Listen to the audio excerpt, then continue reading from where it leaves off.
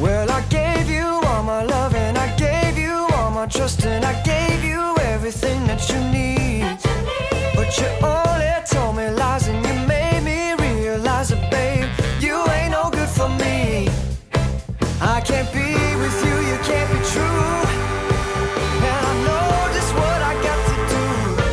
Gonna hit the ground running, running, running just as fast as I can. Gonna hit the ground running, running, running just as fast as I can. Woo-hoo. Well, you're begging me to stay, but I'm going my own way, and the skies ain't looking cloudy or gray. I won't even roll the dice so that you can't play me twice, no babe. Who do you think I am?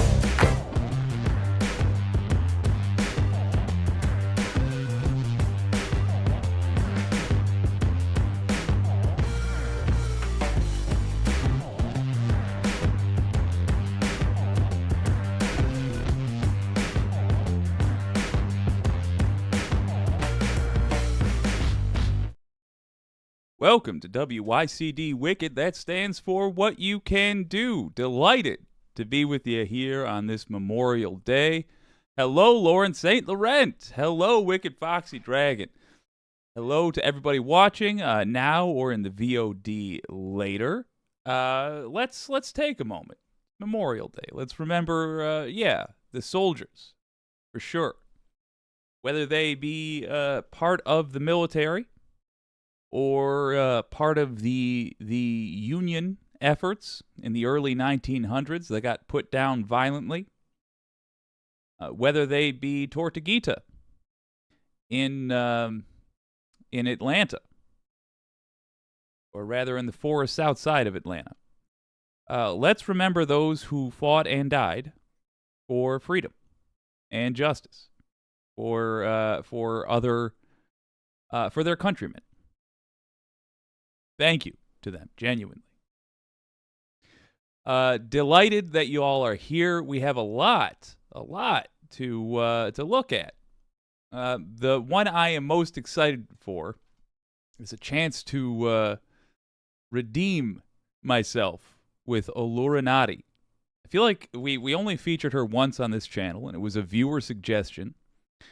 And it happened to be a video where there was a point that I just vehemently disagreed with. But I do feel like it wasn't a fair shake, because that wasn't even the main point of her video. So she's put out something new this week, and don't feel too bad for her. She's got 9 times the subscribers I do. But nonetheless, if you haven't subscribed, give it some thought. Regardless, she's put out a video, 8, 9? I don't know. I'm not great at math. And it's good, and we're going to look at it. In addition, hey, guess what? The debt ceiling appears to be handled. And of course, it was done with Biden pleading with Republicans. We'll have a look at it, and a few other items from around the U.S. and the world. Let's get started. Let's talk about that debt ceiling, huh? Whoop. That's not great. Let's try that again. Oofa doofa. There we go. Good.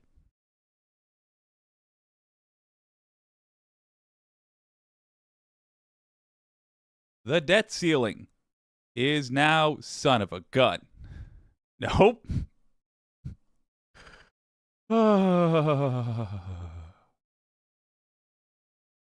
Wonder what it's like for other YouTube channels to just not have idiots constantly ruining things. All right, we're going to try that again.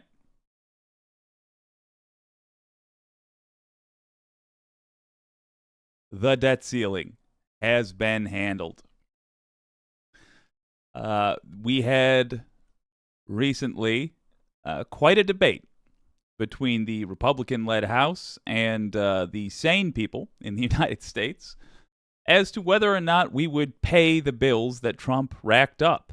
Ironically, it was Trump supporters in Congress that didn't want to pay Trump's bills. After a lengthy negotiation, Kevin McCarthy, leader of House Republicans, was convinced not to destroy the country's credit in exchange for running the country just a little bit worse. And he had begun trying to get it run a lot worse, including getting rid of your Social Security and other nightmare scenarios. Well, here's if you want to find out what's going on in the United States, a great source for that is to find out what the British Broadcasting Company has to say about it. Here's the BBC.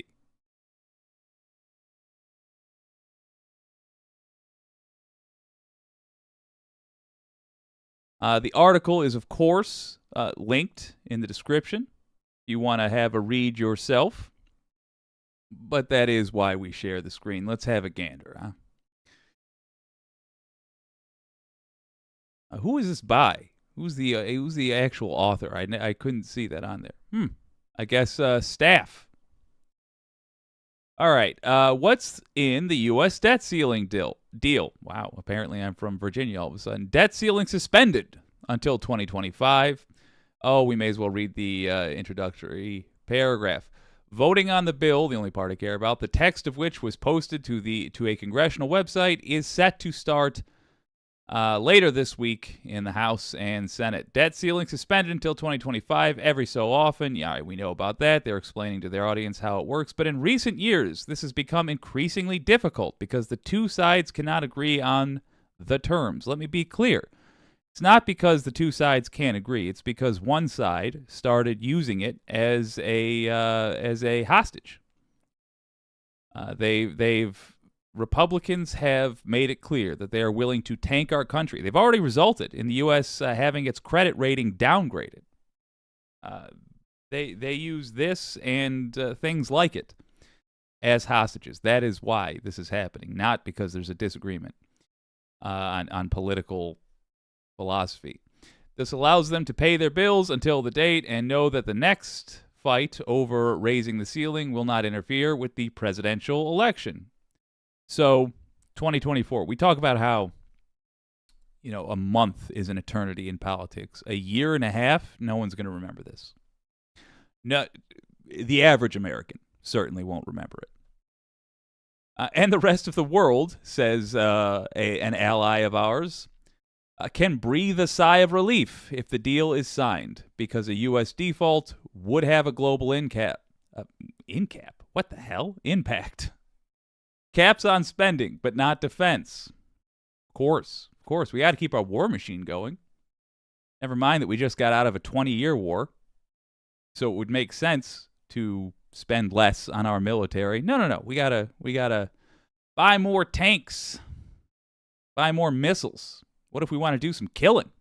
That's obviously our priority. Republicans wanted to freeze on overall spending for 10 years with a rise in defense spending and cuts to other budgets. They want us to be a nation which just worships death.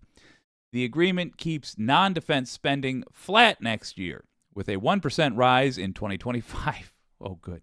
Like that 1%. Nice. The implications of this belt tightening is as yet unclear. I mean, it's going to hurt every American a little bit, is the short answer.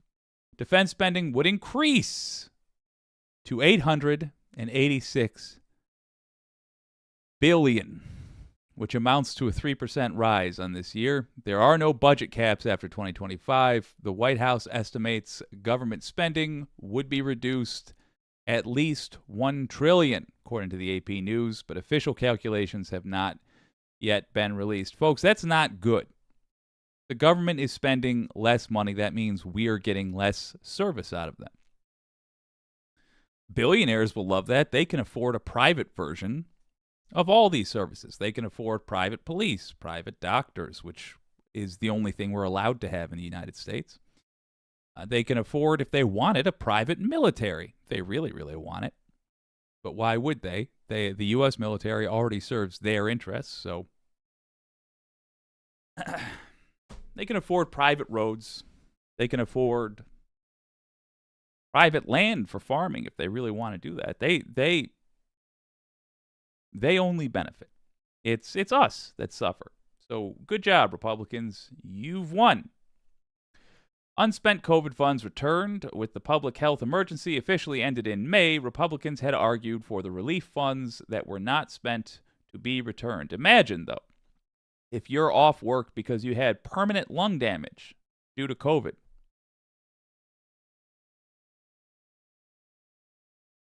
What do? Well, if you were relying on these funds, if you were relying on your state doling them out in small payments over a long amount of time, now you get a new entire career. Now you go to the poorhouse. Welfare tinkered with, but no. To be honest, that's not a huge deal to me. The unspent COVID funds, those I just want to be fair here. The states that had not yet spent them, to my knowledge, did not have a plan to spend them. So, welfare tinkered with, but no overhaul. A central demand of Republicans was to toughen up the distribution of welfare benefits. Toughen up doesn't mean make them stronger. It means make them harder to access. They wanted people who have a problem with life already, a problem getting through life, to have a harder time getting funds needed to survive. They're not good people, Republican politicians. You should be upfront about that. You should be informed about that at the very least. By attaching strings that would mean able-bodied recipients having to work to get food and health care help. The issue being most people, if they can work, choose to. If only for the pride of it. Democrats were adamant this should not be on the table. The welfare being looked at by Republicans included Medicaid, of course, health coverage for poor Americans, the Supplemental Nutrition Assistance Program, SNAP, and temporary assistance for needy families, TANF.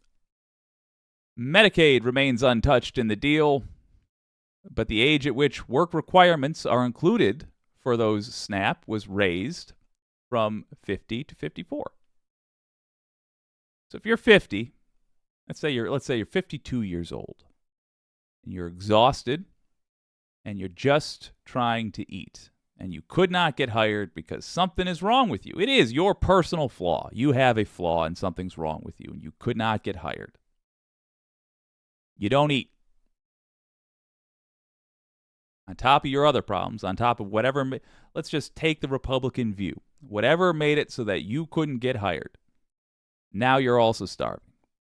Funds to enforce tax rules on wealthy Americans. Look at this. A win for Democrats was securing $80 billion for a decade. Okay, for a decade. $80 billion for a decade. $80 billion a year. I'd love that, but $80 billion for a decade. Okay, $8 billion a year. To help the Internal Revenue Service to enforce the tax code in last year's Inflation Reduction Act on the richest. Fun fact, if Sam Cedar is correct, and I've yet to see him not be, every dollar spent on the IRS returns $6. So in other words, if you spend $80 billion over 10 years in the IRS, you get back $480 billion. So what the Democrats had to fight to get in there was rules that simply was funding that simply enforced the existing rules that the rich are supposed to be following. That's all it does, and it generates $480 billion, and they had to fight for that. They had to fight to get America an extra $400 billion over 10 years. There was objection to this. In other words, analysis. The Republicans wanted to dump the $80 billion in IRS funding, claiming it would be used to hire an army of agents to audit Americans. Yeah, rich Americans. Americans that are definitionally a drain on society. If they're rich, it means they've taken more than they've given. That's how it goes. The agency said it would also be used to modernize the system. Instead, in showcasing his deal-making skills, President Biden agreed to cut $20 billion, but divert the cash to other non-defense spending. Easier to get energy project permits. New rules will make it easier for both fossil fuel, Christ, and renewable energy, good, projects to get licenses. Although, is it good? Why is it hard to get a license? What regulations are they trying to get around? Regulations like don't dump chemicals into the drinking water. Regulations like, I'm just spitballing here, don't choke the air with pollutants because the town next to you doesn't want cancer. What regulations? How do they want it to be easier to get a license? Why did it need to be easier? Why couldn't the people who wanted the license fulfill the obligations we had in place? They could. It's just cheaper to thieve from us and to make us to offset all costs instead of paying to build a facility which can safely dispose of waste. They instead say we can pay for cancer treatment. Analysis. This is a win and a loss for a White House. Both parties agree it takes far too long for new energy infrastructure to be built. I don't know why. I don't agree with that. But disagree on what projects should be prioritized. Because there are those of us that want to use a 150-year-old energy source because they've been bribed by people that produce that energy source. Republicans want more gas pipelines and fossil fuel projects, a finite resource which will run out eventually, and so long as we need it, we are weaker. Democrats want more clean energy, also known as building an infrastructure that will last in the future. Taking the free energy available every single day, we are not in a closed system, the sun adds energy to our system. We could choose to harness it, but we don't because billionaires with fossil fuel companies have bribed our politicians. And a whole lot of dummies are just so gullible that they support these people. This could be another red line for progressive Democrats. It is. Things not in the deal. All kinds of things. All kinds of things. Republicans had wanted Biden to plan to forgive student debt to be rescinded, but it's Biden's plan to forgive the Biden plan to forgive student debt to be rescinded, but it survived. For what it's worth, that was a relatively unambitious plan, although it was better than nothing to deal with this student debt. We should forgive it all, and that should be that. Tax hikes. Democrats had targeted wealthy Americans for new tax hikes. Good. But there are no new taxes here. Bad. Analysis. House Democrats will be fuming about this, rightly so. They were already critical that the White House did not make taxes on the rich and powerful the centerpiece of their talks, as they should be. If that was the main talking point, then we would have Republicans out there trying to defend taxing the rich more. Wouldn't that look great for the average American? Making Republicans have to dance and defend people like Elon Musk for being a billionaire. Is there a better time in America to examine why we allow there to be billionaires? Has Elon Musk not shown that the concept of a billionaire, of somebody that much richer than us, not somebody richer than the average person, not somebody even filthy rich, but somebody with the wealth of a nation. We got Elon Musk out there. Does he look like he should have the wealth of a nation? No, he's a I think knucklehead might actually be some sort of a slur. I'm not sure. He's a nincompoop. How about that? He deserves no respect. Certainly, you could argue he probably shouldn't even be a rich guy at all. I've met folks that flip hamburgers for a living who seem to have more sense than this guy, but certainly he shouldn't be a billionaire. And what a time to be out there saying we should tax people like this more, because in order for that guy to have a yacht, you live in a one-room apartment. Because he's offset all of the costs he has for doing business onto you. But no, we're not going to have that conversation, apparently. Clean energy. Republicans had wanted to repeal key provisions of the Inflation Reduction Act's clean energy and climate provisions, but it was unscathed. Republicans want to hold us back. They want to make America weaker. They want to make Americans weaker. And they certainly want to make the bosses of Americans stronger, with more influence over their lives. That's what they want. That's what they're trying to do. That's what they were partially successful in doing. This does not go away until we vote them out. Give this summary to everyone you can.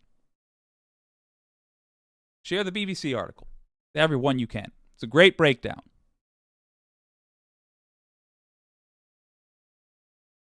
We have to be proselytizing. I think that's the word. Evangelizing. That, I think, it does work. We have to be evangelizing to every single person we can. The era of nonsense has to end. If you got a different idea than me for how things ought to be, that's fine. But it has to be a serious one. This pretending like climate change doesn't exist or that we're going to be using fossil fuels at all in 50, 60 years, that has to end. Because the worst case scenario for Republicans is we do what they want. And we're still shoveling coal into trains while Japan, China, and everybody else has bullet trains that run on good vibes. And we're a backward nation that has chosen to be. And incidentally, we're poor, all of us, and in constant debt to foreign billionaires, who we will be forced to call our betters. In other words, undoing everything that the USA said it wanted to be about. Let's see what you all have to say. Primaries, 2024.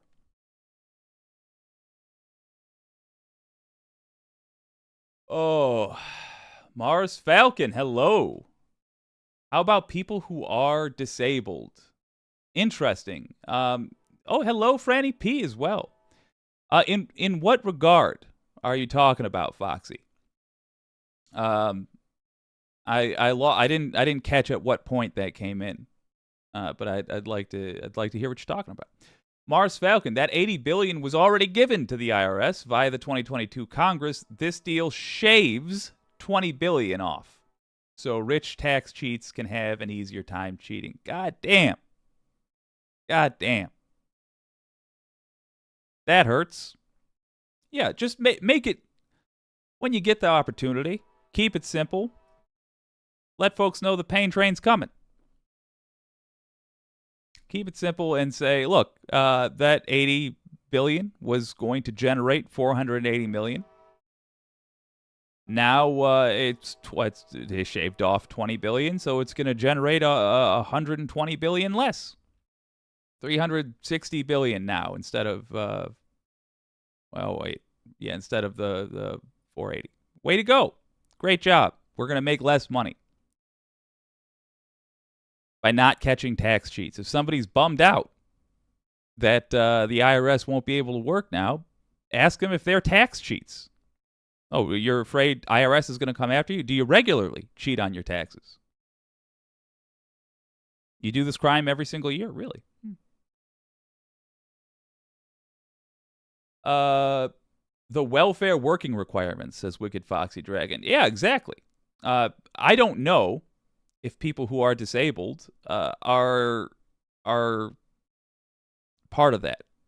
I would assume, just because it seems like the decent thing to do to provide for somebody who's disabled, I would assume that Republicans were against it. Just like I assumed they would find a way to be on the side of COVID, and God, they did. First with being anti-mask, then with being anti-return to work, and also with being then with being anti-remote work, and then being anti-vax. Of course. So if a disabled person would live a better life or even have an opportunity to live a better life, then I just assume Republicans are against it. But to be fair, barely, I don't know. Oh, God. Hey, I really want to look at Olurinatti. Let's have a gander.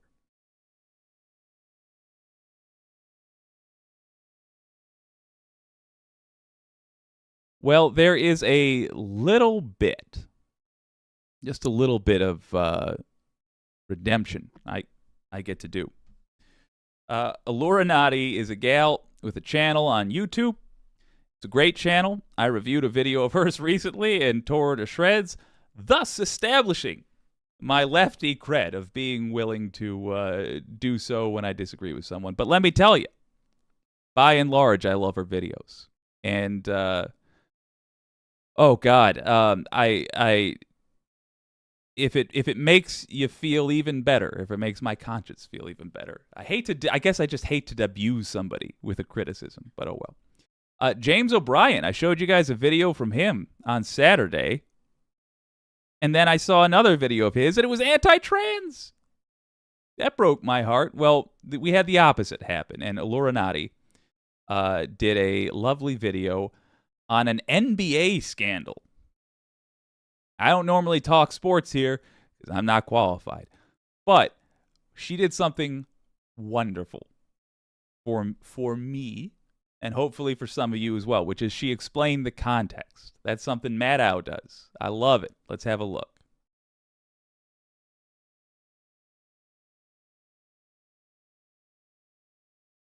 Ooh. All right, now let's have a look. Cha-cha. Neat. Oh, God, here she is. Believe it or not, I am not here to make Ja Morant the conch shell of the week. Pull up a seat. We hit my cerebellum today. You get it? Cerebellum? Brain? Okay. It's a slumber party in my mind. Damn it. Them's the vibes today. Roll the tape. Skip, I think a lot of people say I wanted me to come out here today and say I'm surprised, I'm shocked, I'm surprised I don't own that pink suit. The first big check I get from this puppy, your old pal Jake's going to go suit shopping for sure. disappointed in Ja's behavior, and I'm not. I said before, the best apology is change behavior. And when he was going through all this diatribe about what he learned about being away from the game, Skip, and how important it was to him, I say, I see better than I hear. I heard everything Ja said. Now I say, now moving forward, I'm going to see if the behavior meets what he said. And clear right on. And so at this point in time, Skip, where I am, I'm not even upset at Ja. I'm not mad. I'm not disappointed. I'm not embarrassed. I'm mad. I'm upset. I'm disappointed. I'm disgusted by the people that defended him. Listen, I know Shannon Sharp and his fine ass is angry at everyone who defended Ja Morant. And Shannon, baby, can I call you baby? Husband, listen, hear me out. It's not that I want to defend Ja Morant per se. I got my cape on, but I don't got it all the way on. Draped to the side, if you know what I mean. It's that multiple things can be true. Multiple things can be true. And I just wonder whether we as a society have some responsibility in creating the Ja Morants that we're not acknowledging or exploring. And in that same vein, if we are in any way responsible, do we owe them some grace and a conversation about what we can and should be doing differently? Moreover, I really want to unpack why people are actually mad at Ja Morant and what exactly they're policing, because I think we're going to find a lot of anti-blackness, respectability politics. For the record, she will explain what's going on in a moment. I had no idea up until this point either. If you don't know, if you do follow the NBA and you do know why this fella was suspended for a while, looks like semi-permanently. I don't really follow that, but indefinitely suspended. She's gonna tell you. Don't worry. And the need to control the black man running wild beneath the surface. For those who don't watch sports, neither do I, child. I'm in the NBA's business for a specific set of reasons today. So I'm going to give us just the basic information that's relevant for our purposes. If you want a sports deep dive, take your ass on to ESPN. Now, Ja Morant is a 23-year-old NBA player for the Memphis Grizzlies. He was the second NBA draft pick in 2019. The next year, he was named NBA Rookie of the Year, and in 2022, he was put in his first NBA All-Star game as a starter. And at the end of that season, the NBA awarded him as the most improved player. I say all that for two reasons. One being, if you're gonna have someone's name in your mouth, you could at least put some respect on it where it's due. And two, I want to emphasize for context what we're talking about: a 23-year-old boy who's been in the NBA for 4 years, suddenly making millions and millions and millions of dollars. Just to be exact, for my strategic sisters out there, he reportedly has a 5-year contract for $194,300,000. Baby, he got money. You got money. Anyway, child, Ja Morant is in trouble for the second time this year, and he's in so much trouble it's left the orbits of sports Twitter and made its way to my world. And that's not good, because it means there's something a little nuanced, if not downright political, under the surface. Back in March, Ja Morant got suspended for 8 games without pay because he brandished a gun on Instagram Live while in a Colorado nightclub. Let me translate that. It was a light diet version of this.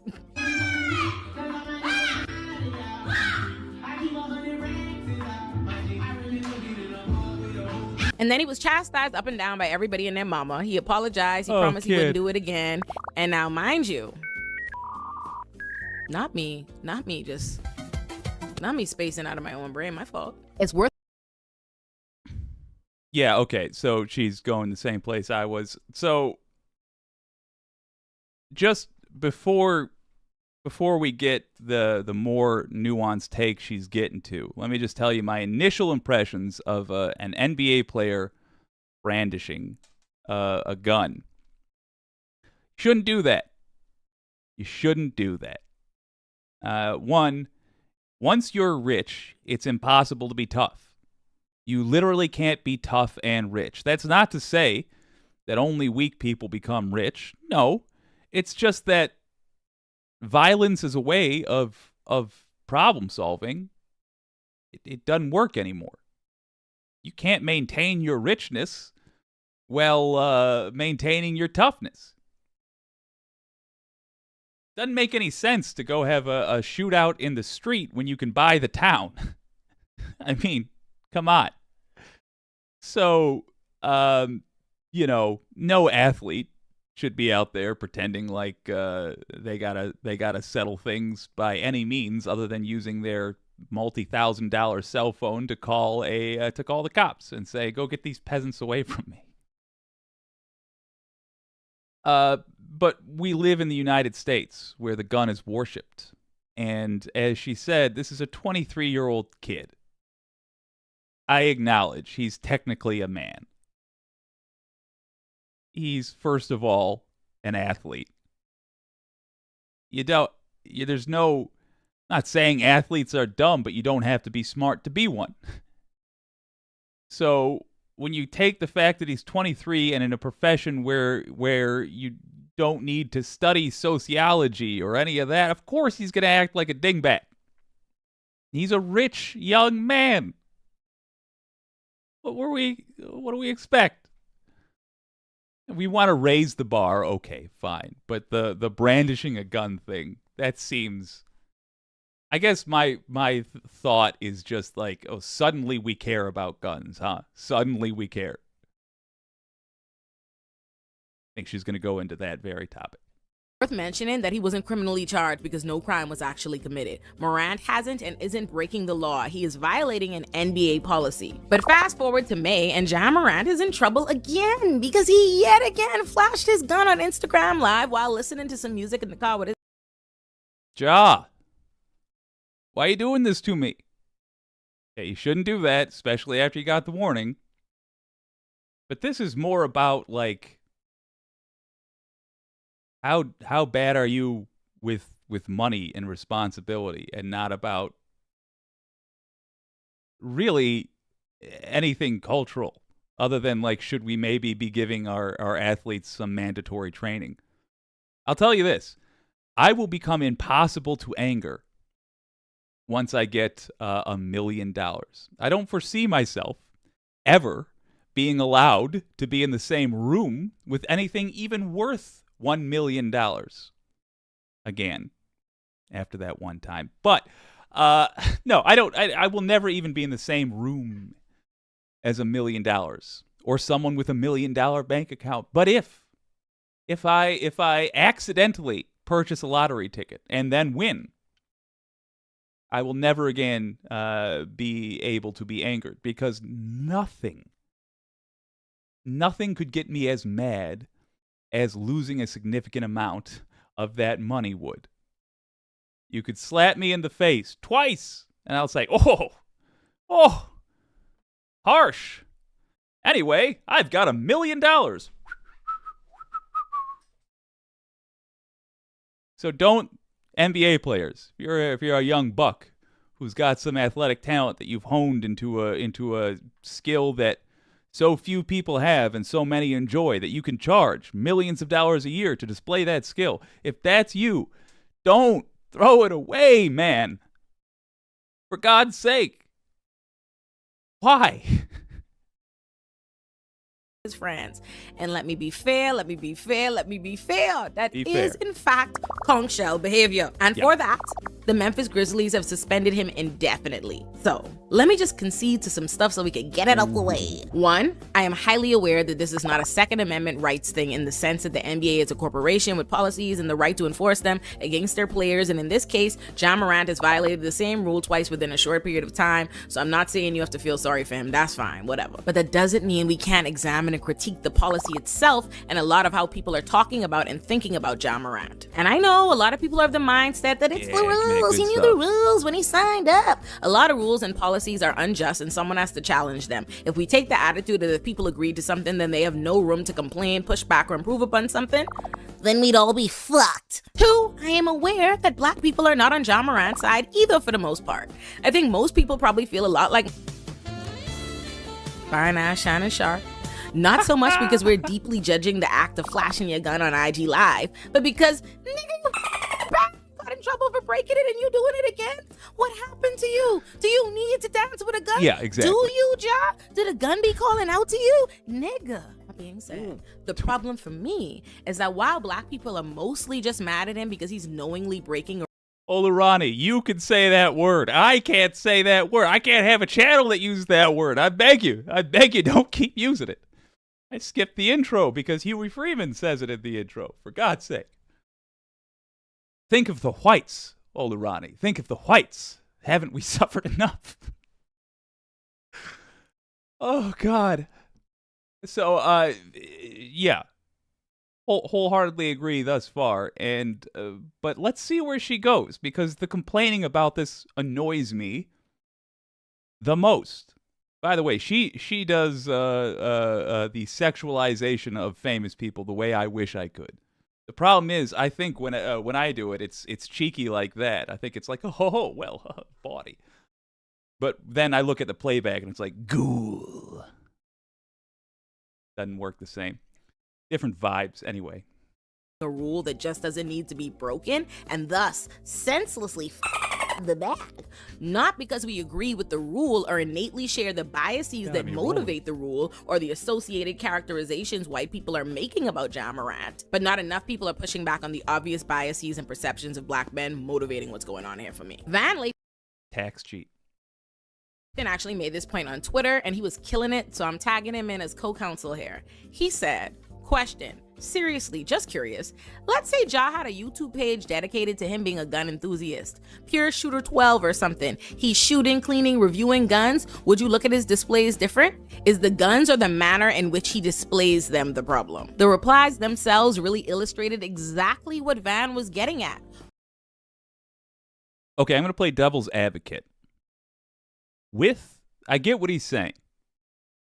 And I'm going to play devil's advocate with the full knowledge that nobody else are going to make these points.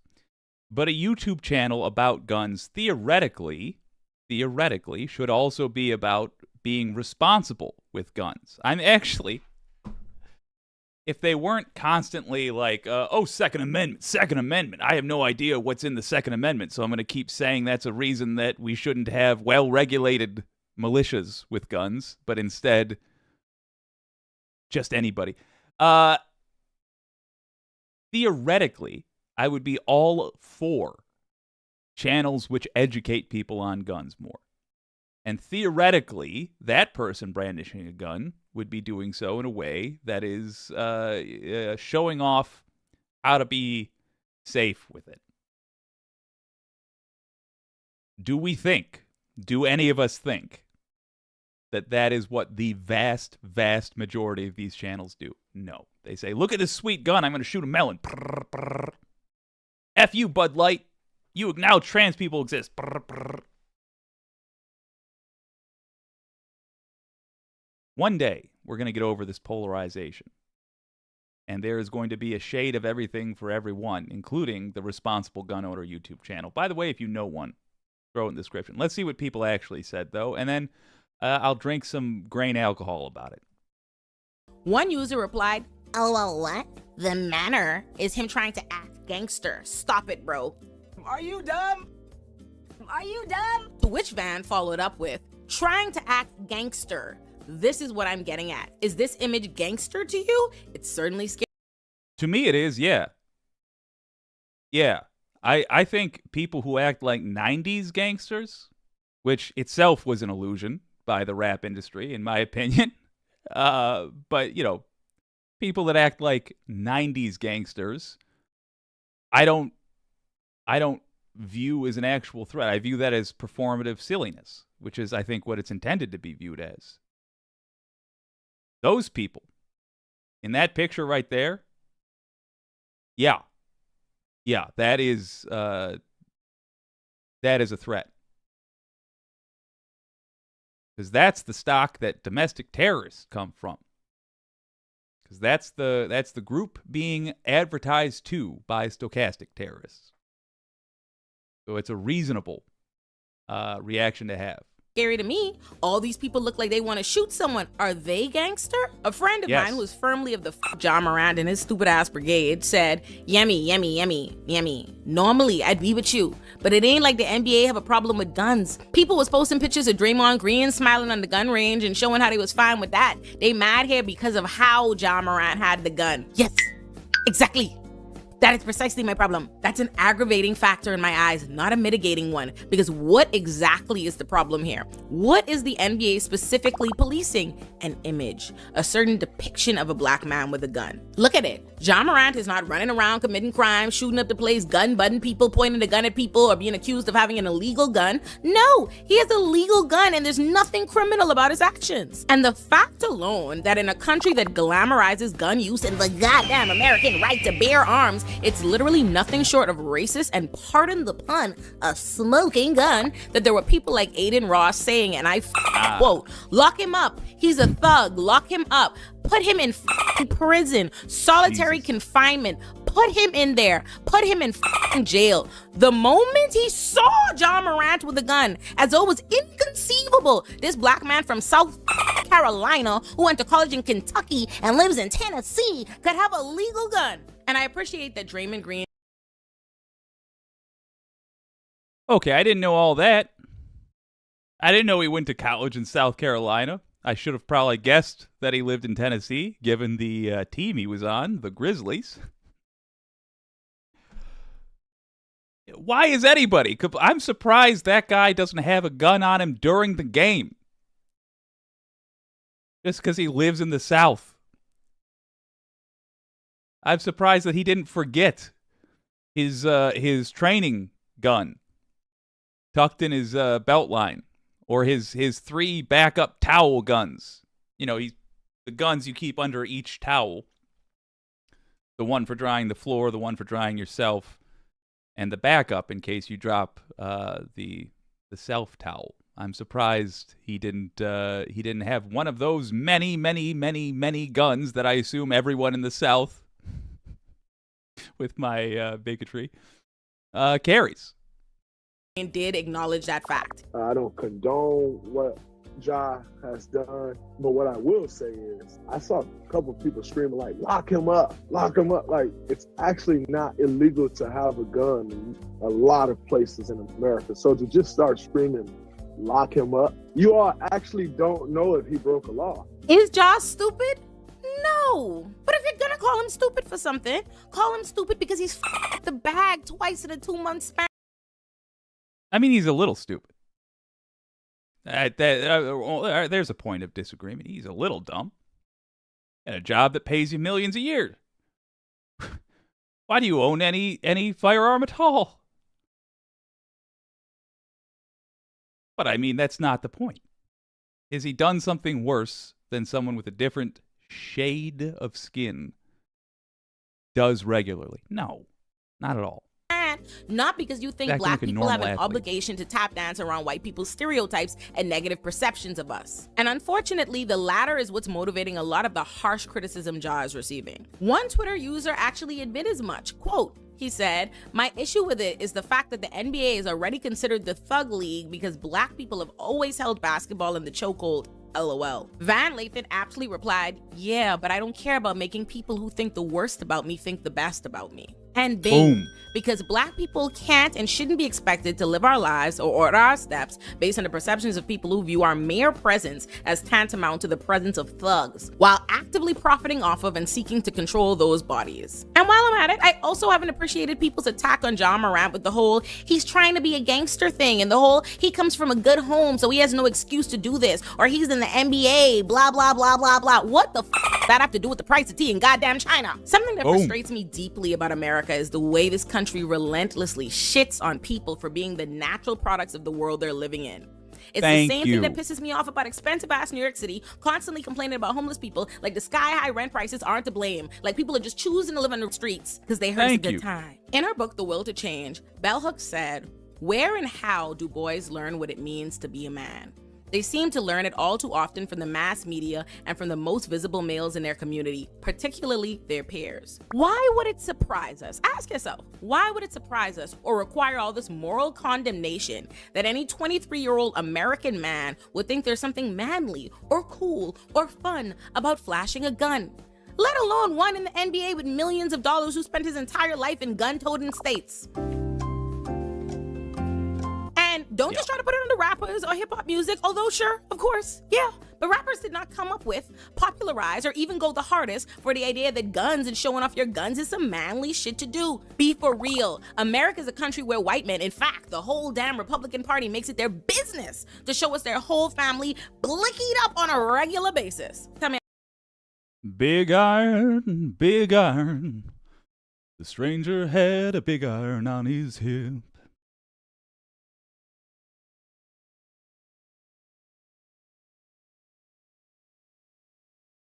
Wouldn't have been great if I would have actually had a clip from that song ready to go. Didn't occur to me till just now. Yeah, wholeheartedly agreed with Olurinatti here. And what is the value to conversations going forward about this? Let's just keep an eye out for the double standard. One of those things where you see it once or twice and suddenly you're seeing it everywhere. It's a ridiculous double standard. A politician can send out a Christmas card with his kids holding assault rifles that kill their peers. Republicans don't care. Black guy dances, does a little dance holding a gun.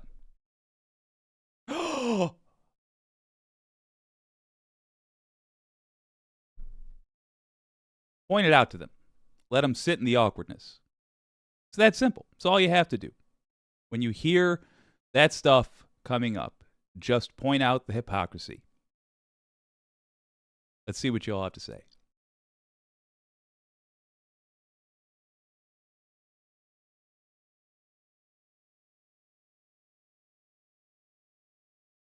Oh, let's see. Lawrence St. Laurent.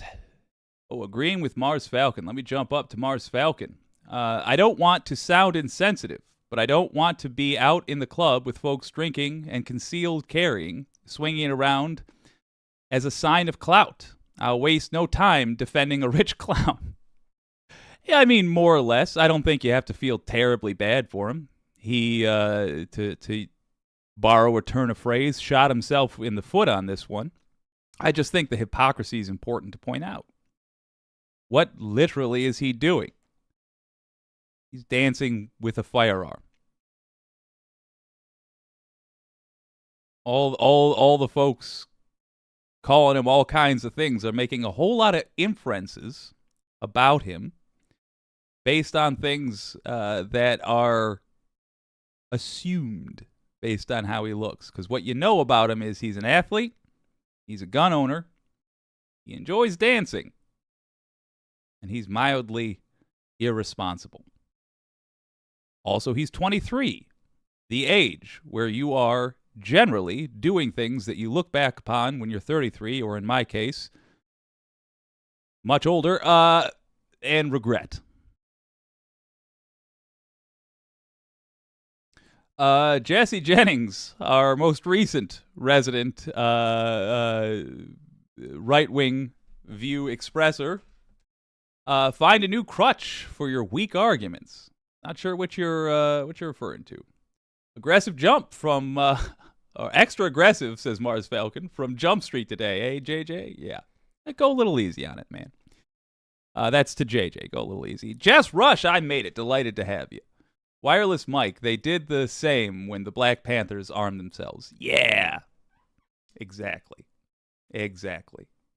Suddenly, it's Second Amendment's for everybody, so long as everybody isn't, someone with melanin. Well, boy, there's something else I did want to show y'all. I think you're going to enjoy it.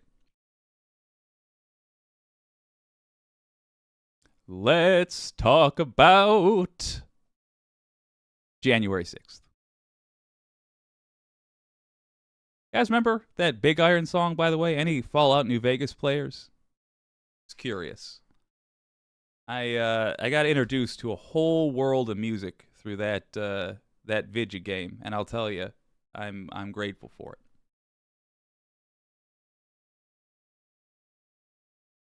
All right, let me set this up, y'all.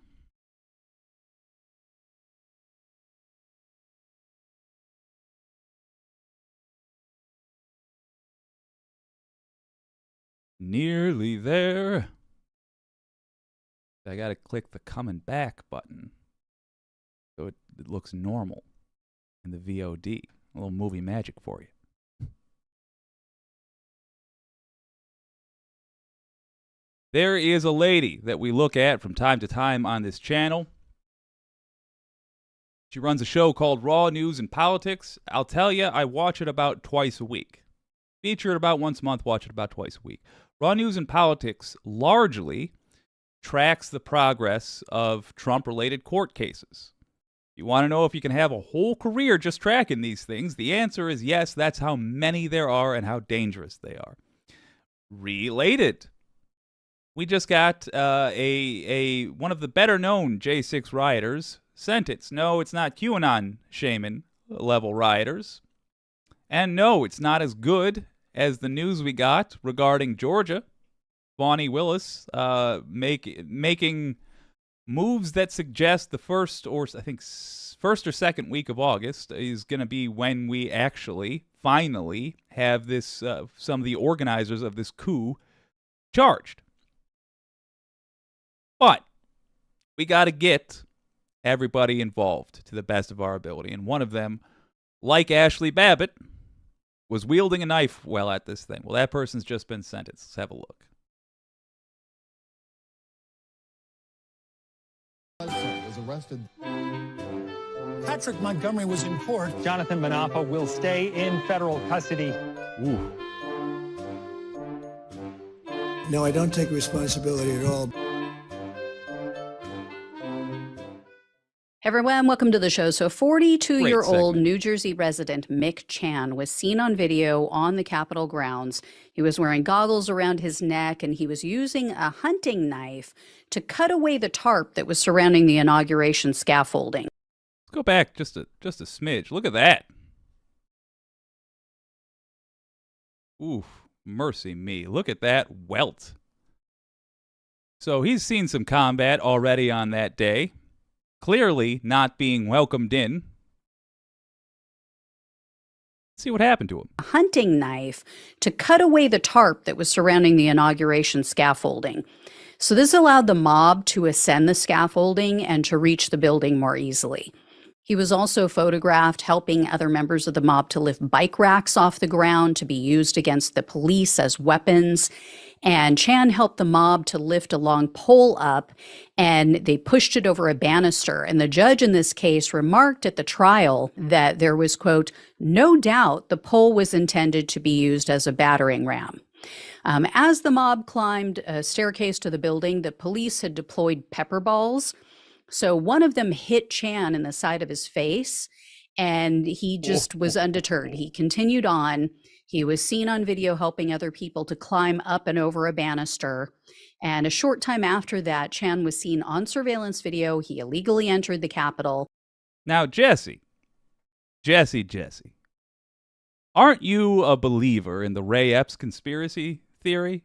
Did we relieve you of that notion when we read the Snopes report, or do you still believe that Ray Epps tricked people into going into the Capitol? If you do still believe that, if you don't believe it, tell me now, we'll move on. Not a big deal. If you do still believe it, do you think this guy thought he was welcome in the Capitol after he got hit in the temple with a pepper ball? Do you think he thought the police were letting him in or trying to stop it? I mean, I know you didn't watch the melee that happened in the tunnels where people fought past the police. I know you didn't watch that because you wouldn't believe the Ray Epps conspiracy theory if that was the case. What about this guy? You think this guy thought he was welcome in the Capitol? Let me know in the comments. I'll look in a moment. As he entered the building, he flipped off the surveillance cameras. So they've got that on video. He spent approximately 30 minutes inside. He wandered around the building a bit, and then he was forced out by the police. Well, Chan admits that he stayed on the Capitol grounds for another 3 to 4 hours after he was ejected. Stayed on the Capitol grounds after he was ejected.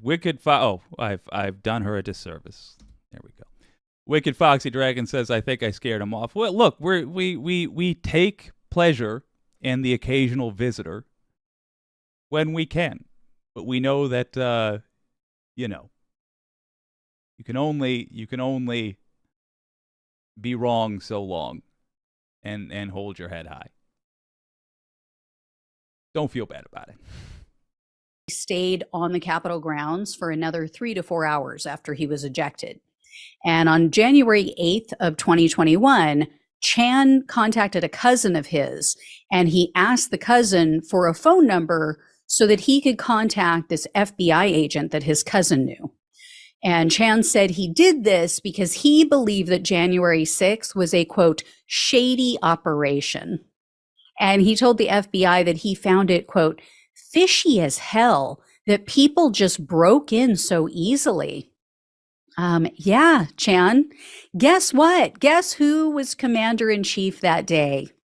Guess who the head honcho was? The guy who was ultimately in charge of all of the police and all of the military. And guess who had the most to gain by allowing Trump supporters unfettered access to that building? Not a big mystery. You don't have to be a rocket scientist to figure it out. So Chan was arrested on September 21st of 2021, and he was charged with entering a restricted building or grounds, 2 counts of disorderly conduct, and parading or demonstrating in a Capitol. Chan refused a plea deal, and he opted for a bench trial, and he completely tried to downplay his actions. He told the jury, Oh, I only cut the tarp because I wanted to hide underneath it because I had already been shot with a pepper ball, so I was using it for cover. But when he was interviewed by the FBI, he said he cut the tarp because he was mad after being shot. He never said anything about using it for cover. And the jury saw evidence of him literally cutting away this tarp and then just throwing it to the ground, discarding it. So clearly he was not using it for cover. And I do really want to highlight, he didn't cut it with a judo chop. He used a knife. In case you were wondering, Ashley Babbitt also had a knife. Now look, a lot of the coverage of this ignores the fact that it is culturally very common for conservatives to have knives. I don't mean, I do all kinds of digs at conservatives. This is not one. Conservatives tend to live in more rural areas. It's useful to have a knife in these areas. I've lived there myself. There is nature to be dealt with from time to time. Very common for gas stations to sell these knives. All of this is giving, the necessary context to put this in a fair light. But that said, the knife is the oldest weapon. It was a weapon, as far as we know, before we had spears, which is a knife on a stick. Even if the spear was the first weapon intentionally invented, the knife was accidentally invented along the way. Romans conquered a whole lot of the world with what was essentially a long knife. Knives are weapons. The rioters were armed. And I'll tell you, if he had been fighting with cops because he didn't want to get caught with a little bit of crack that he had on him, that knife that was in his possession would be considered by Republicans to be a deadly weapon. Especially since this particular rioter is not white. Chan also tried to say that he picked up the bike rack barricades because he thought they were damaged. So he just went on and on like this, trying to excuse his behavior. I mean, he's just a really bad liar. So in January of 2023, he was found guilty on all counts with the exception of disorderly conduct on Capitol grounds. So based on the most serious of these misdemeanor convictions, Chan was looking at up to 1 year in prison, 1 year of probation, and $100,000 in fines. And the prosecutor asked for almost the full term. They requested 10 months in jail, 1 year of probation, 60 hours of community service, and $500 in restitution. U.S. District Judge Trevor McFadden presided over Chan's case, and I couldn't locate any details about what either of them said at the sentencing hearing, but the judge sentenced Chan to 3 months in jail, 1 year of probation, 60 hours of community service, and $500 in restitution. So nowhere near enough for someone who repeatedly lied at trial and tried to downplay his actions on the witness stand. But, this is Judge McFadden. So this is the best we could have hoped for. And for those who don't know, McFadden is a Trump appointee. He literally served on Trump's presidential transition team in 2016. So not exactly a neutral party. Anyway, guys, if I hear any more about Chan, I will let you know. Thank you so much for watching and listening. Please like, share, and subscribe. If you're not already watching Raw News and Politics, I would recommend doing what she says at the end of the video there. Go on over, loan the sister some of your views, like, share, and subscribe. And hey, if you like this stream, I'll appreciate it as well. It should not matter who appointed the judge, what administration, but it does. Trump judges are corrupt.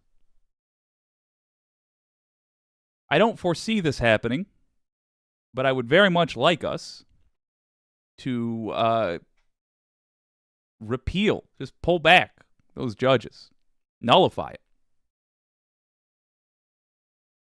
Not based on principle, but based on practicality. They don't ensure that the law is carried out fairly. They've demonstrated, Trump's appointees, that they will they have to be forced to hold accountable anybody who is a conservative criminal. And if they are forced to do it, they're going to do like what he did with Chan here. Give him the lightest possible sentence. This guy lied in court, or he lied to investigators. Either way, he lied. Either way, it was illegal. Did he obstruct justice or did he perjure himself? Because he said two contradictory things. Did he obstruct justice or perjure himself? And why didn't the judge take that into account? These are rhetorical questions. We know why.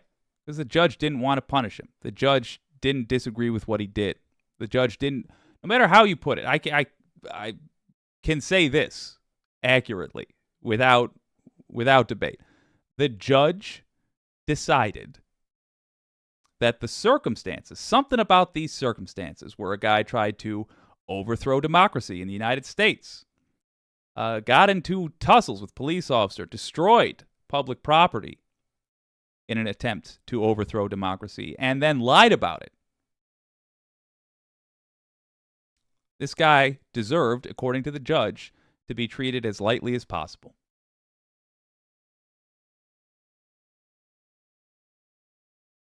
I just want you to bear in mind that this judge will go on to rule on a bunch of boring cases that aren't covered in the news. He's going to give a judgment on what happens to a black guy protesting for his life in the inevitable next Black Lives Matter march. This judge is going to rule on a case like that, and he's going to decide, I suspect, that protester needs the book thrown at him. Because that behavior, the behavior of an American trying to ensure that other Americans are fairly treated, that behavior's got to get stomped down. Because he's black.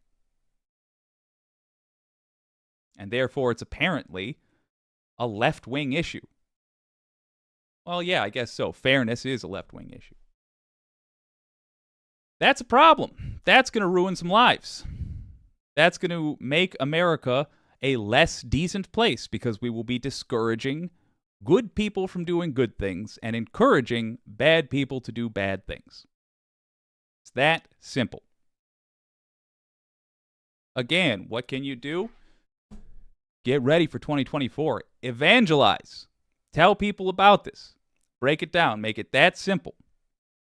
What's this guy doing? He's giving a light punishment to a traitor to our country, to a seditionist, to someone who helped the Oath Keepers and the Proud Boys, both of which have been charged with sedition, many of which have been convicted. The leader of the Oath Keepers getting, 18 years? He helped them. But according to this judge, that's not a serious crime. Not a great way to end it. Oh, killing me. There we go. Let's see what you guys have to think. Make sure you vote for God's sake in 2024 and get your friends out there as well.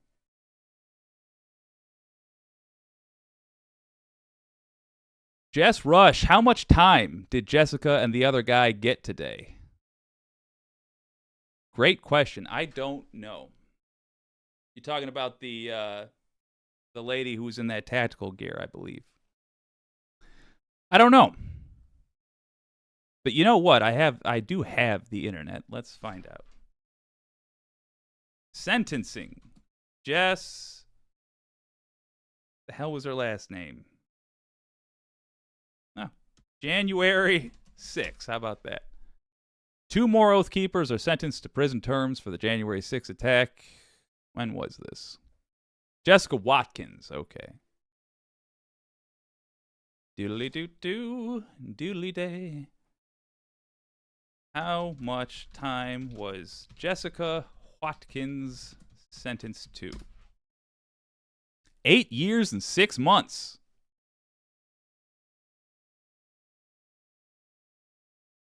Oh. Jessica Watkins of Woodstock, Ohio to 8 years and 6 months. Yeah. Yes, Jess Rush, it was Watkins. Mars Falcon says it is the literal words in the record. Wireless Mike, not even, let's find out. Let's see what we're talking about. Ooh. Wireless Mike says knives, clubs, poles, bear spray, deserted camera equipment, and anything else they could get their hands on to use. The guns were waiting off-site for the call. True. That was one of the plans of the Proud Boys. Lawrence St. Laurent says knives are a tool too. Not sure their first use was as weapons. No, that's accurate. I'm sure that's accurate. I'm simply making the point that we tend, especially in the United States, we tend not to view knives as a weapon until somebody gets stabbed. And let me tell you, one of my jobs in the news, you'll hear about a stabbing all the time, for example. And you'll hear like a security camera picked up footage of yada, yada, yada, yada. But you won't see, usually, unless there's something that is being argued about the events, you won't actually see that footage. But how does the news know that footage is legitimate? Some poor schmuck usually has to view it. So it's burned into my head forever. That knives are indeed a weapon and can indeed be terrifying. Particularly in a melee fight that gets out of hand, which is exactly what January 6th was. So all of those knives that we keep finding were present. They make me really want to stress to folks that January 6th was not an unarmed protest. It was very much armed. And yes, as stated, there was also guns waiting off-site if things had gone the way that the J6 folks wanted them to. The organizers wanted them to. By the way, who else out there thinks that Trump thought that he was engaged in what could have been a successful military coup?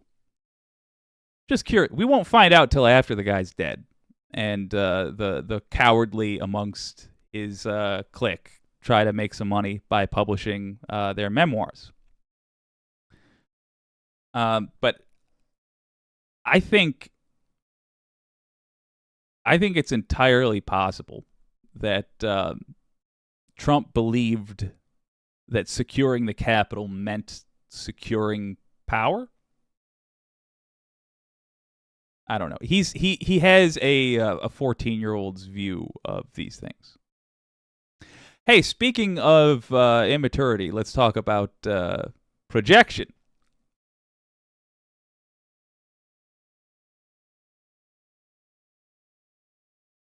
I'll tell you, the number one thing that marks a Republican talking point is if it is utterly a case of projection. I say this with great experience. I am as guilty of it as any Republican I point the finger at. Let me just be clear right now. Every time I scream about Ukraine and I scream at the Russian citizens who did nothing, I'm thinking of myself from 15 years back, just doing nothing, choosing not to look hard at the facts because I suspected that we were in an unjust war. I understand projection. I get it, man. And by the way, the things I recommend doing, I stand by, but I will never recommend someone live or act the way I live or act, because I've done it wrong too often to think it's someone that should be a role model. However, it reaches a level of delusion in Republicans that is just wild to me. It's in fact so wild that I think they must know. And if you want a great example of why I think they must know, here's a piece from Owen Morgan. This guy does something called Telltale Fireside Chats. He's an ex-Mormon, and when I was trying to get familiar with the religions of the world, I came across his channel. He left the... Oh, wait, No, excuse me, he's ex-Jehovah's Witness. I take that back. There's a lady I watch who's an ex-Mormon. I believe he's an ex-Jehovah's Witness, but nonetheless, he's branched out into politics as well, and this is towards the end of a great video he did. The link to the full video is in the description, but if you want a little sample of what he looks like, well, let's have a gander.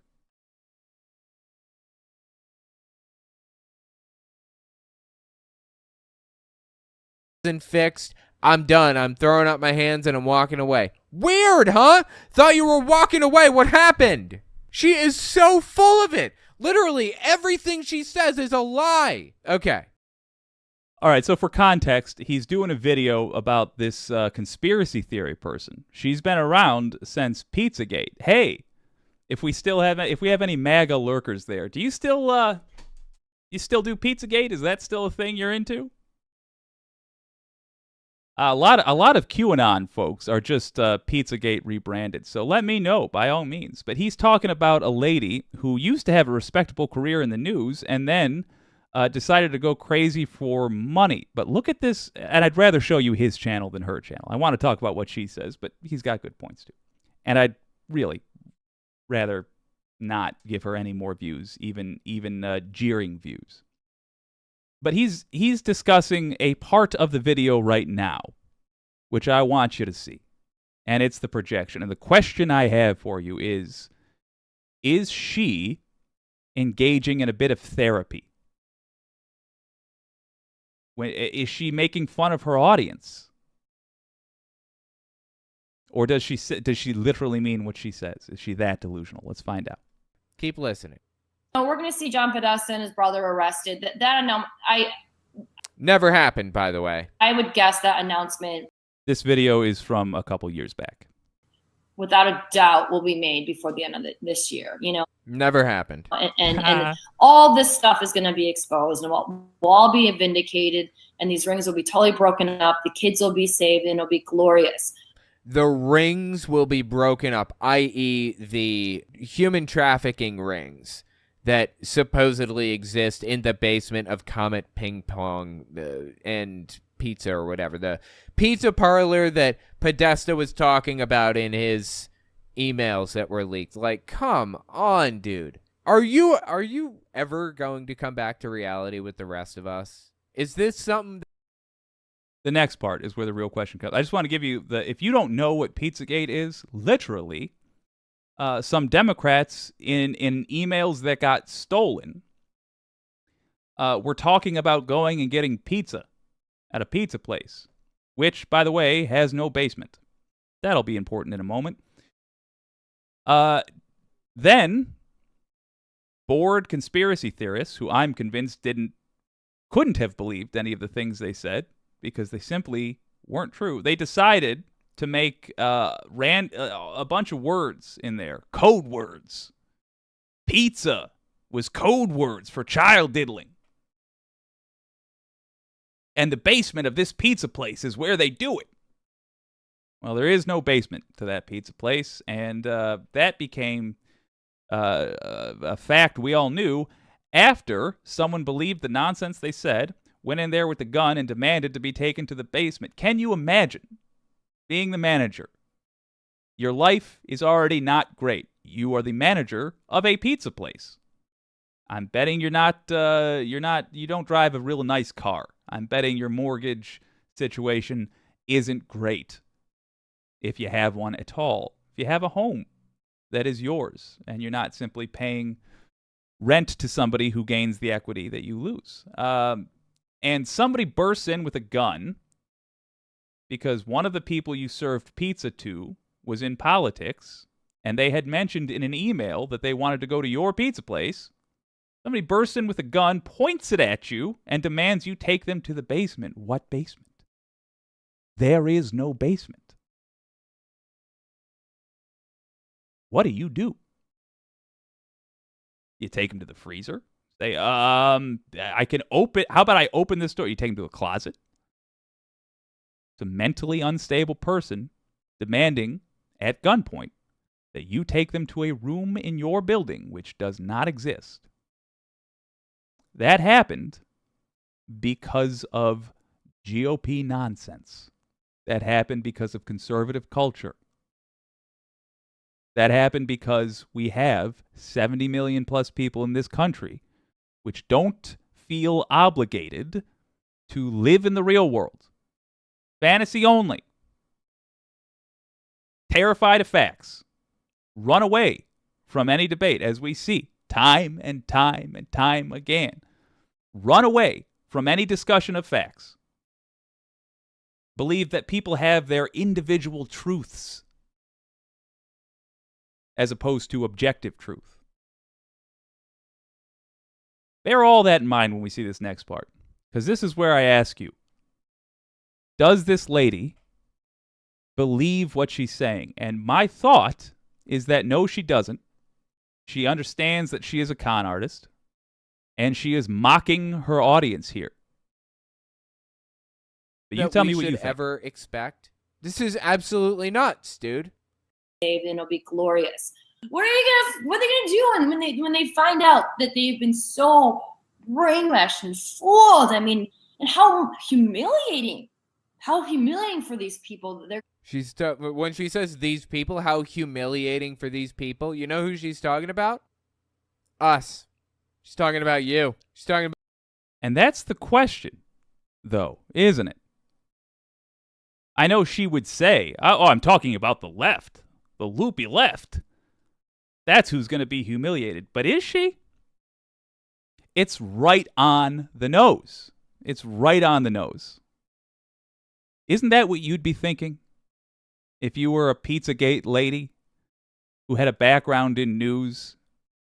Even if you didn't like the facts, you were trained formally in how to find them, the traditional way, why it is that way, because we've dealt with so many con artists over the year that there's like an encyclopedia of how to tell when you're getting lied to.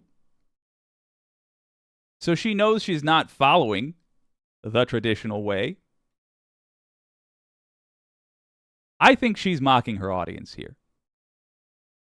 I think this is a private moment of catharsis where she's in her head. Obviously I can't prove this, but just I want to know what you think. I want to know what your suspicions are. I'll tell you mine. I think she is overwhelmed in this moment by how ridiculous it all is. And she can't help but just talk about it. In the same way that a lot of conservative men can't help but talk about homosexuality. It's because they're thinking about it a lot. She's thinking about, and by the way, not trying to say anti-homosexual behavior is the fault of homosexuals and all that. It tends to happen. Can't leave a subject alone when it's weighing on you. And that's what I think she's doing here. Let's hear more from Owen Morgan. Bear in mind, Owen Morgan came from, calls it like it is, or calls it like I sees it based on the Bite model, what is essentially a religious cult. He's got some experience here. About me. How humiliating for these people, for us, that we didn't believe it. And when it finally comes true, when it's finally revealed, oh, how humiliating for me. Just think about the logistics, I guess, of what she's saying. Imagine that all the accusations, because remember, with the John Podesta thing there, she's still talking about Pizzagate after that guy barged in with the gun and demanded to see the non-existent basement. So let's just assume she's true. She's found out to be totally correct. Do you really think that we should be embarrassed? Would she really think that we should be embarrassed? According to her theory, it's a conspiracy. According to her theory, that basement wasn't there because they had a contractor come in and board it up, or we just don't look at that fact, or, I don't know. But according to her theory, a lot of work was done to make it look like it's a conspiracy theory. So why would we feel ridiculous for that?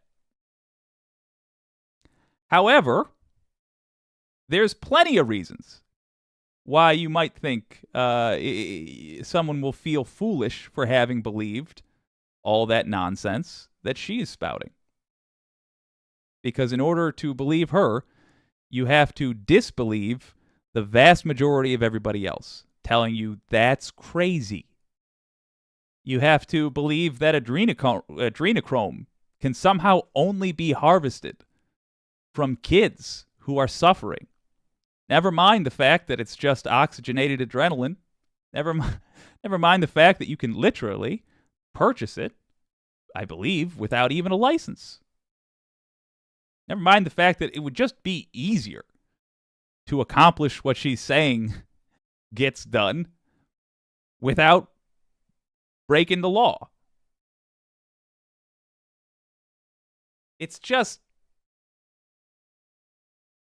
I think she is having a bit of therapy when she says lefties will be embarrassed. I think the reality is she knows her audience will be embarrassed because they believed her. That gonna be? Wow, huh? How humiliating for you. Let me just pick a couple people out of the chat. How humiliating for Trey Coyawena, right? How humiliating for Steve Brown. Couple of super chatters talking about this. That's humiliating for you, Are you not, humiliated that you don't believe this Pizzagate scandal? That there really are kids in the basement of this store back in 2021? Says by the end of 2021, John and Anthony Podesta are going to be arrested for this. How humiliating for you, right? You must be so humiliated right now. I can feel your humiliation. I share it. Yes. What are they gonna do when they find out that they've been so brainwashed and fooled? And how humiliating. How humiliating for them. So humiliating. I am so humiliated personally. Brainwashed. And how humiliating. How humiliating for these people. Right They're going to be the nose. mortified that they were so fooled and they were so dumb and they were so naive. And that's why we need to have compassion for these people, even though I am so mortified. Oh my God. So mortified at the fact that I was proven unequivocally wrong. As it turns out, there really was a secret ring, a human trafficking ring in this Comet Ping Pong place in the basement of it. It doesn't have a basement. And this guy, Anthony Podesta, or John Podesta, or whoever, campaign manager for Hillary Clinton, he really was talking about kids and not pizza. He really wasn't just inviting somebody for a slice, a hot slice. Mortifying that I would think otherwise. Ugh, so embarrassing. And they were so naive. And that's why we need to have compassion for these people, even though it's going to be tough, because a lot of these people were really awful to us and were really mean to us and mocked us for trying to tell the truth. I know, those monsters mock people for trying to tell the truth. Awful, huh? Oh, he was going to go off. May as well let him. You're awful, okay? You're awful for laughing at this. So let's talk about what she was saying. The fella is Owen Morgan. The channel is Telltale Fireside Chats, which sprang up from his original channel, which is Telltale. Really, really great channel. Recommend you check him out. Well, let's talk about her. What was her saying there? She was saying, how embarrassed are they going to be?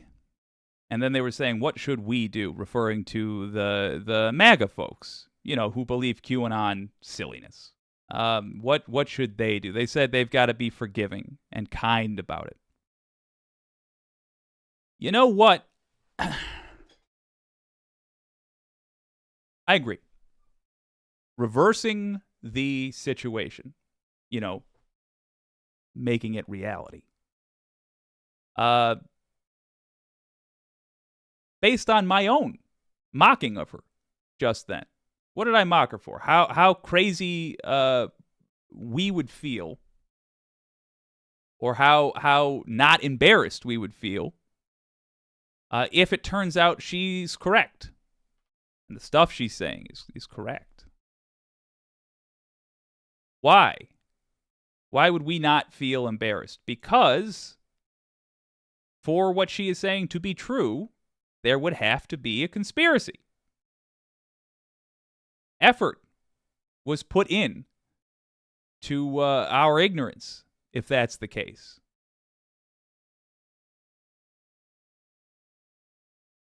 Well, guess what?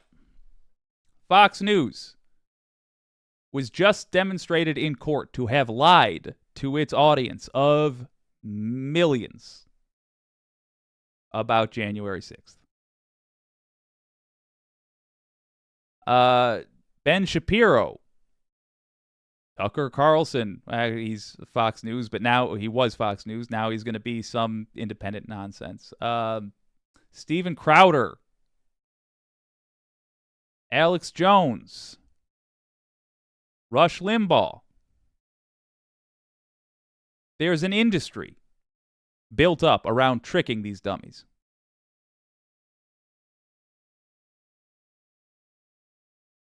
We should be forgiving. I often say, or at least I hope I say it often, I try to often say that weakness by itself is not a sin. And ultimately, these are industries that prey on a weakness we don't fully understand yet in the United States. We're trying. We're going to have to figure it out. Because since the 1800s, hell, possibly, maybe since the beginning of time, this weakness has been preyed upon. But since the 1800s in particular, and in the United States in particular, this weakness, preying upon it, has become an industry. And it's what makes some of us think that buildings that don't have basements are conducting child sacrifice rituals in the basement.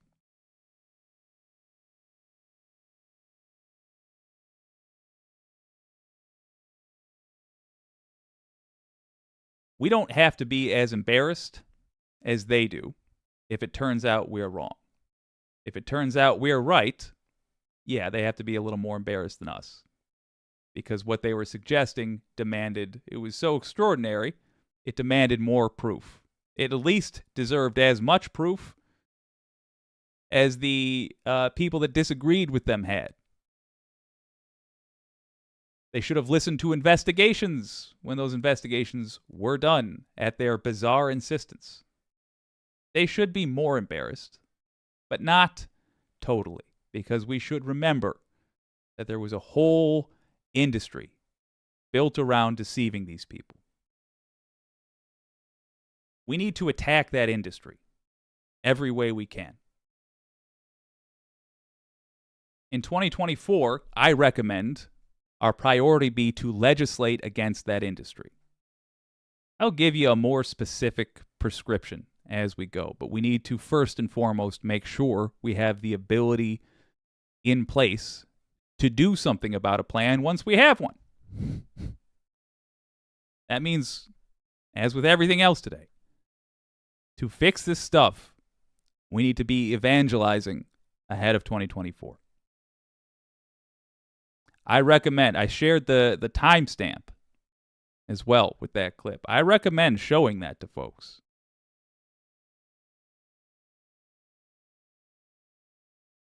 It is going to be an awkward path forward, but we are going to move forward because we lived through when America was great, and it wasn't that great. And I'm not interested in making it like that again.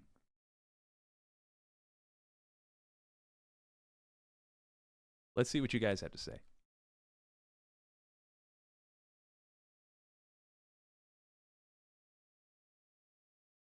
Dawned on me, the fascist movement has gained global popularity. It's alarming. Up is down, down is up. True. One of the reasons I have been focusing more on the USA as well is because I believe that the USA is finally a leader in the world again. Unfortunately, it's of the worst possible thing. Worst possible thing. I think if we defeat fascism in the USA, it will go down easier in other parts of the world. Certainly, I've looked at the politics of Brexit. And there's Trump fans. I've looked at the politics of the trucker protest in Canada, full of Trump fans, full of Confederate flags. Just like we see Nazi flags amongst our fascists, their fascists are toting around Confederate flags. So I fully expect that defeating this thoroughly in the USA will have positive effects around the world. Mars Falcon, this guy has peak snark voice, and I respect it. Me too. Me too. He was actually run out of the state he was in, by the way, for sticking up for atheists. He's a hell of a brave guy. And yes, peak snark, 100%. The day, Mars Falcon says, the day the right wing comprehends how gullible and played they have been, if such a day ever comes, many spines will snap and shatter into tiny shards from the uncontrollable cringe induced. I am really going to be curious if there's just a generation of Americans who, like, don't go out, don't interact with people very often, just are hanging their heads in shame constantly. I truly wonder how are people going to, I mean, how are they going to go on when they see the reality of some of the stuff they've supported?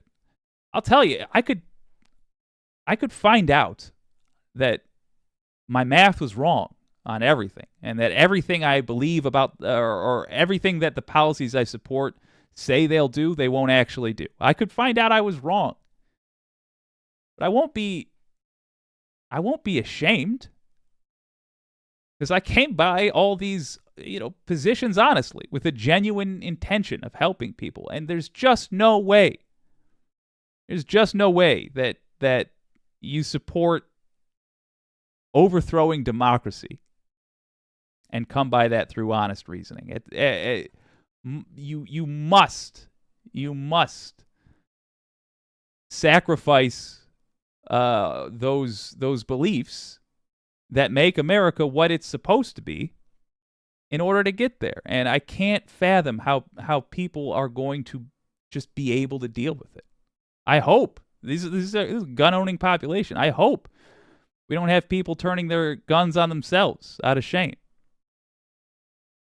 I hope we don't have people, becoming drunks out of sorrow for what they've done. I honestly hope I hope shame is felt. I hope sorrow is felt. They've caused a lot of hurt to a lot of people over lies. Easily fact-checked lies. In fact, lies that were fact-checked for them. They simply had to believe the fact checkers, the multiple and varied fact checkers who were screaming at them, "You've been lied to. You've been lied to. MAGA, you are being lied to." If maybe this is the time you need to hear it. Maybe you're in a place listening right now and you're ready to hear it, and you just need to hear it one more time. If that's the case, MAGA, you've been lied to the whole time.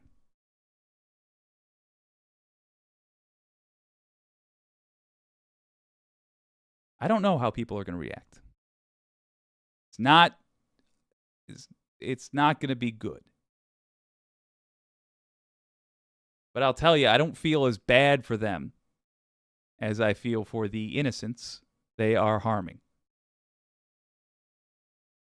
I don't even feel as bad for them as I feel for the kid in the NBA who is now learning that even being a millionaire doesn't make him immune from assumptions about him based on his race. I don't feel as bad for him as I do for the family of trans people who have died, either by their own hand or others, because of the hate which is freely shared. The victims and these mass shootings that keep going on and on and on because we refuse to do anything. I don't feel as bad for them, but I do feel a little bad for them. One of these sides is going to have to surrender. Either the people that follow the facts or the people that don't are going to have to surrender. Our side, the left, the side that follows the facts, we are a lot nicer to surrender to. The other side, surrendering to them means giving up our lives in some cases and our rights in all cases, which is why we won't surrender. So this goes on until they do.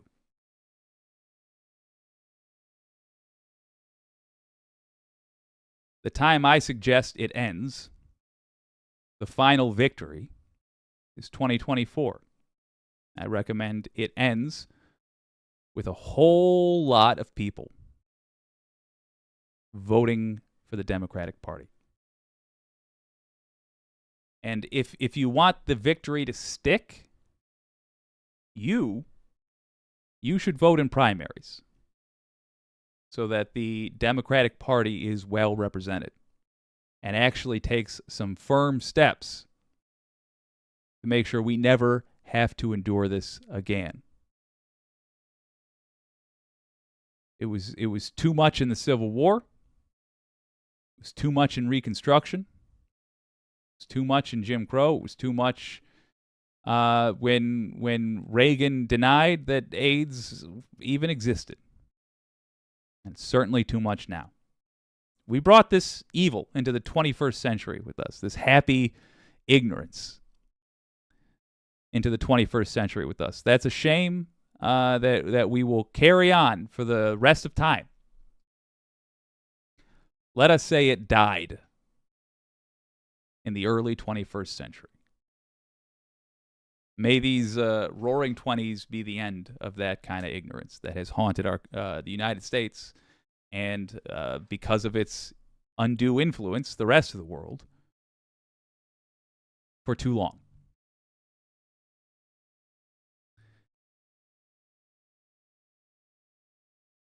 The fascist movement, says dawned on me, has gained global popularity. Oh, I always talked about that earlier. Dawned on me, there we go. The only motivation they have is one, autocracy, and two, fascism. Wholeheartedly agreed. Y'all, I had a blast with you today. Heads up, tomorrow might be weird. I'm moving, and I'm lazy, and a poor planner. Not a good combination. Not sure what time I'll be on. As of now, I'm planning on the normal time. If not, I will upload something pre-recorded for you. Have a wonderful Memorial Day. Drink one to Tortuguita, be it a Diet Pepsi, a beer, whatever. And everybody else who has fallen in defense of our freedoms. This has been WYCD Wicked. That stands for What You Can Do. My name's Jake.